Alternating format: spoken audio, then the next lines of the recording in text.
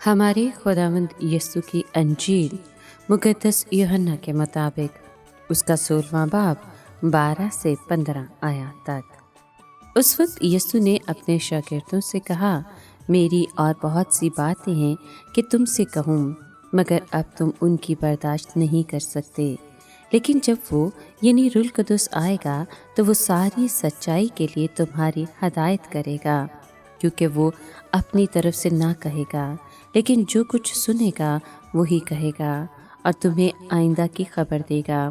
वो मेरी बुजुर्गी करेगा, इसलिए कि वो मुझसे पाकर तुम्हें खबर देगा। जो कुछ बाप कहे वो सब मेरा है, इसलिए मैंने कहा कि वो मुझसे पाकर तुम्हें खबर देगा।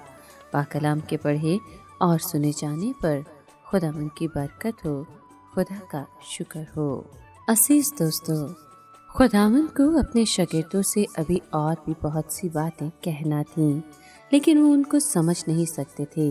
ये तालीम देने का एक अहम असूल है कि पहले सीखने के अमल में कुछ तरक्की हो, बाद में आला सच्चाइयाँ पेश की जाएं।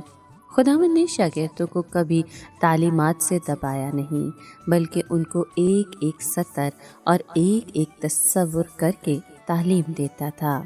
जो काम खुदावंद ने शुरू किया था, सच्चाई का रूह उसे जारी रखेगा। वो शागिर्दों को तमाम सच्चाई की राह दिखाएगा। एक महफूम में तमाम सच्चाई रसूलों की ज़िंदगी में उनके सपुर्द की गई और उन्होंने उसे तहरीरी शक्ल दे दी।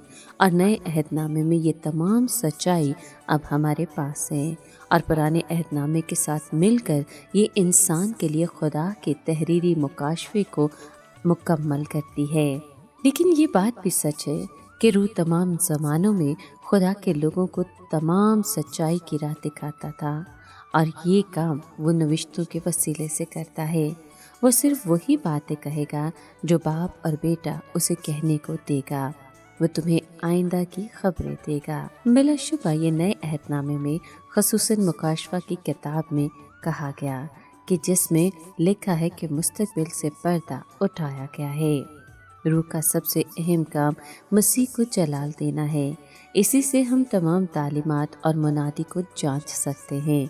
अगर इसके असर से निजात दहिंदा को इज़्ज़त और जलाल मिलता है तो ये काम रूह कुदुस का काम है, इसलिए कि मुझ ही से हासिल करके तुम्हें खबर देगा, यानी वो असीम सच्चाइयाँ हासिल करेगा जो मसीह से ताल्लुक़ रखती हैं और वो उनको ईमानदारों पर ज़ाहिर करता है।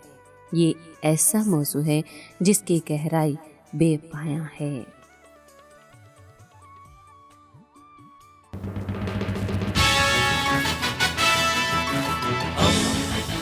दोस्ती का पैगंबर, रेडियो वेरितास एशिया।